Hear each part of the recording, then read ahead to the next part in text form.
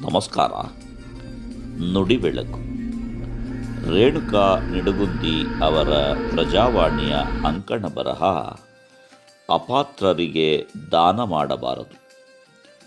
ಒಂದು ಊರಿನಲ್ಲಿ ಒಂದು ಚಿಕ್ಕ ಮನೆಯಲ್ಲಿ ರಾಮಣ್ಣ ಎಂಬ ದಯಾಳು ರೈತನು ತನ್ನ 3 ಮಕ್ಕಳೊಂದಿಗೆ ನೆಲೆಸಿದ್ದ.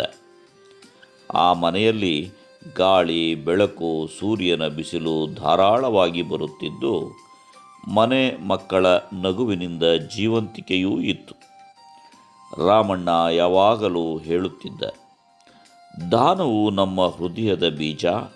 ಅದನ್ನು ಸರಿಯಾದ ಮಣ್ಣಿನಲ್ಲಿ ಬಿತ್ತಿದರೆ ಸಮಾಜದಲ್ಲಿ ಮರವಾಗಿ ಬೆಳೆಯುತ್ತದೆ ಎಂದು. ಮಕ್ಕಳು ಪಿಳಿಪಿಳಿ ಕಣ್ಣು ಬಿಟ್ಟುಕೊಂಡು ಕೇಳುತ್ತಿದ್ದರು. ಒಂದು ಬಿಸಿಲು ಬೆಚ್ಚಗಿನ ಮಧ್ಯಾಹ್ನದಲ್ಲಿ ಮನೆಯ ಮುಂಗಟ್ಟಿನಲ್ಲಿ ಒಬ್ಬ ಯುವಕ ಭಿಕ್ಷೆಗಾಗಿ ಬಂದ. ಅಯ್ಯ, ನಾನು 3 ದಿನಗಳಿಂದ ಏನನ್ನೂ ತಿಂದಿಲ್ಲ, ಒಂದು ರೊಟ್ಟಿಯನ್ನಾದರೂ ನೀಡಿ ಎಂದು ಬೇಡಿಕೊಂಡ. ಅವನ ದೈನ್ಯವನ್ನು ಕಂಡು ರಾಮಣ್ಣನ ಕಣ್ಣುಗಳು ತುಂಬಿ ಬಂದವು. ಬಾರಪ್ಪ ಎಂದು ಅವನ ಕೈಯನ್ನು ಹಿಡಿದುಕೊಂಡು ಮನೆಯೊಳಗೆ ಕರೆದುಕೊಂಡು ಬಂದ.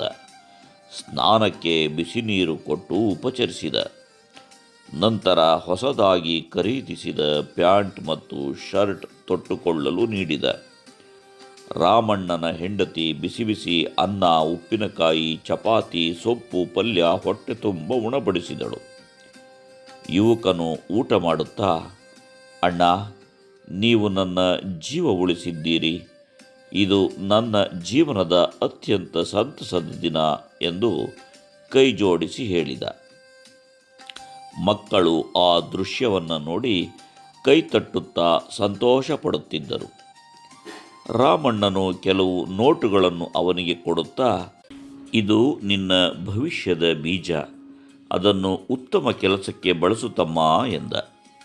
ಯುವಕನು ನಗುಮುಖದಿಂದೊಂದಿಗೆ ವಿದಾಯ ಹೇಳಿ ಹೊರಟ. ಆ ಮನೆಯಲ್ಲಿ ಒಂದು ದಿವ್ಯ ಸಂತೋಷದ ಗಾಳಿ ಬೀಸುತ್ತಿತ್ತು. ಸಂಜೆ ರಾಮಣ್ಣನು ಸಿನಿಮಾ ನೋಡಲು ಚಿತ್ರಮಂದಿರಕ್ಕೆ ಹೋದ. ಟಿಕೆಟ್ ಕೌಂಟರ್ ಬಳಿ ಹಠಾತ್ ಅವನ ಕಣ್ಣು ಒಂದು ಕಡೆ ನೆಟ್ಟಿತು. ಅದೇ ಯುವಕ ಹೊಸ ಬಟ್ಟೆಗಳಲ್ಲಿ ಬ್ಲಾಕ್ ಟಿಕೆಟ್ ಮಾರುತ್ತಿದ್ದ. ಸರ್, ಇನ್ಸೈಡ್ ಎಂಟ್ರಿ ಕೇವಲ 50 ರೂಪಾಯಿ, ಫಸ್ಟ್ ರೋ ಎಂಬ ಉತ್ಸಾಹದ ದನಿ, ದುಃಖದ ಮುಖ, ಕಣ್ಣೀರು ಎಲ್ಲವೂ ನಟನೆಯಾಗಿತ್ತು.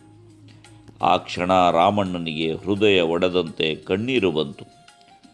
ಅಯ್ಯೋ ತಮ್ಮ, ನಾನು ನಿನ್ನನ್ನು ದೇವರಂತೆ ಕಂಡಿದ್ದೆ, ನೀನು ಇದನ್ನೇನು ಮಾಡಿದ್ದೀಯಾ ಎಂದು ಮನಸ್ಸಿನೊಳಗೆ ಕೇಳಿಕೊಂಡ. ಆ ದಾನ ಪುಣ್ಯದ ಬೀಜವು ಇಲ್ಲಿ ದುರ್ಬಳಕೆಯ ಬೇರುಗಳನ್ನು ಹೊರಸೂಸುತ್ತಿತ್ತು. ಆ ರಾತ್ರಿ ಮನೆಯಲ್ಲಿ ಕುಟುಂಬದ ಸಭೆಯಾಯಿತು. ಮಕ್ಕಳು ಆಶ್ಚರ್ಯದಿಂದ ಕೇಳುತ್ತಿದ್ದರು. ರಾಮಣ್ಣ ಗಂಭೀರವಾಗಿ ಹೇಳಿದ, ಮಕ್ಕಳೇ, ದಾನವು ಸೂರ್ಯನಂತೆ. ಅದನ್ನು ಎಲ್ಲರಿಗೂ ಕೊಡದಿರಿ. ಸರಿಯಾದ ಕೈಗಳಿಗೆ ಮಾತ್ರ ಕೊಡಿ. ಅಪಾತ್ರರಿಗೆ ಕೊಟ್ಟರೆ ಅದು ನಮ್ಮ ಪುಣ್ಯವನ್ನು ಕಳೆದುಕೊಳ್ಳುವಂತೆ ಮಾಡುತ್ತದೆ. ಸತ್ಪಾತ್ರರನ್ನು ಹುಡುಕಿ ನೇರವಾಗಿ ಸಹಾಯ ಮಾಡಿ. ಅದರಲ್ಲೇ ನಿಜವಾದ ಬೆಳವಣಿಗೆ ಇದೆ ಎಂದು ತಿಳಿ ಹೇಳಿದ. ನಮಸ್ಕಾರ. ಧನ್ಯವಾದಗಳು.